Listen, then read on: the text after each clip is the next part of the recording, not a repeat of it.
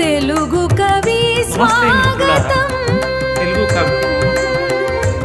తెలుగు కవికి తేటనైన తెలుగు భాష కవులకు స్వాగతం సుస్వాగతం. తెలుగు కవికి సుస్వాగతం. ఎన్ అరుణ గారి స్మృతిలో రచించినటువంటి సతీ స్మృతి గోపి గారి గురించి నానీల గోపి గారు తెలుగు సాహిత్యంలో మనందరికీ సుపరిచితమైనటువంటి వ్యక్తి. ఎన్ అరుణ గారు సంవత్సరం క్రితం మరణించారు. ఆమె జ్ఞాపకాల్లో గోపి గారు ప్రచురించినటువంటిదే సతీ స్మృతి ఎలిజిక్ పోయమ్స్. వారు రాసినటువంటి ఈ కవిత్వానికి ప్రాణగీతం అని ఎన్ గోపి గారి శిష్యురాలు, ఆయన దగ్గర పరిశోధకులుగా పనిచేసినటువంటి డాక్టర్ జె నీరజ గారు, అసోసియేట్ ప్రొఫెసర్ ప్రభుత్వ సిటీ కళాశాల హైదరాబాద్ గారు రాసినటువంటి వెనక మాటలో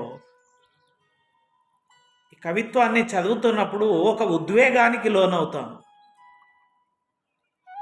ఎంతటి పొడిబారిన హృదయాలైనా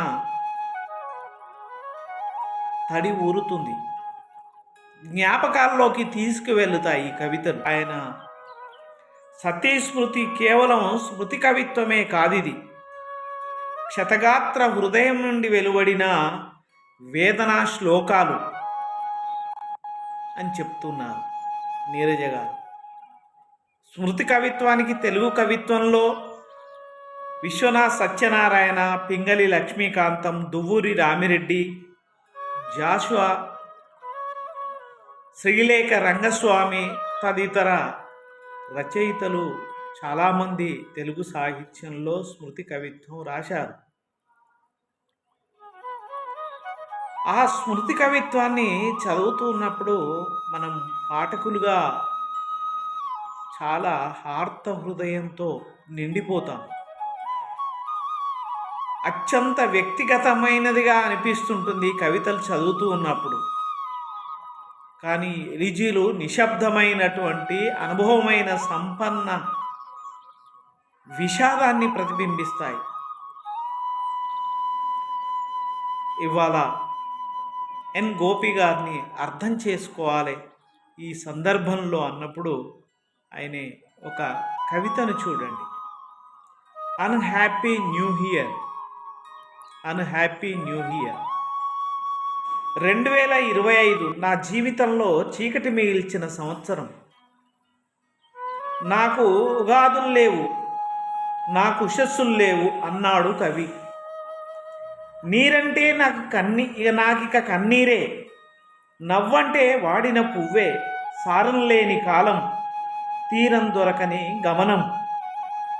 కొత్త సంవత్సరమా నువ్వు కొత్తగా లేవు, రాత్రవుతుందంటేనే మెల్లమెల్లగా వ్యాపిస్తున్న దిగులు, తెల్లారి ఎర్రటి రంగును చూస్తే ఏదో వెరపు,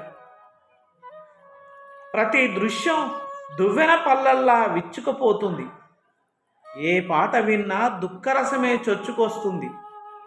మిత్రుల్ని తప్పుపట్టను, ఒడ్డున కూర్చున్న వేదన వారిది, ఓదార్పునకు పునరుక్తి దోషం ఉండదు, నిట్టూర్పు నిప్పులా మండక తప్పదు, ఎవరైనా ఎప్పుడైనా పొయ్యేదే అంటారు మిత్రులు.